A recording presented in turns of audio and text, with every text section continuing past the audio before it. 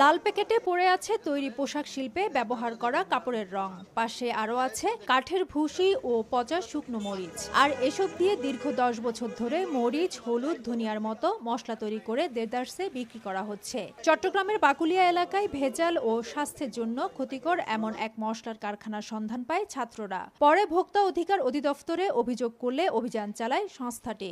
Chemical ব্যবহার করে তৈরি করা মশলা জব্দ করে ভোক্তা অধিকার সতর্ক করার পাশাপাশি জরিমানা করা হয় 1.5 লাখ টাকা। হাজারো অলিগলি আছে, হাজারো এরকম ভেজাল প্রতিষ্ঠান রয়েছে। আপনারা এলাকার মানুষ যেখানে যে ভেজাল পণ্যের তথ্য পান, আপনারা দয়া করে আমাদেরকে একটু জানাবেন।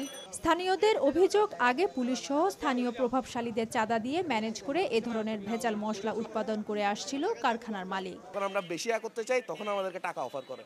আমরা যখন এটার মধ্যে একই হই নাই, এগুলো যখন পাইছি তখন এলাকাবাসীর সাহায্যে তালাটা ভেঙে, গুণনের তালাটা ভেঙে এখানে ভিতর ঢুকে এই রংগুলো উদ্ধার করি। একটা কাঠের বুশি আছে, আরেকটা কিসের একটা বুশি আছে, দুই রকম বুশি দিয়ে উনি দুই রকমের রং বানাচ্ছে। বাচ্চারা খায়, আমরাও খাই, এখানে যত মানুষ সবাই খায়, কেউ বলতে পারে না বলে অরিজিনাল খায়, ডুপ্লিকেট খাইতেছে। কিন্তু প্রশাসনের সবগুলো মেলের মধ্যে যাইয়া টেস্ট করার দরকার। এই ধরনের ভেজাল বিরোধী অভিযান অব্যাহত রাখার দাবি এলাকাবাসীর।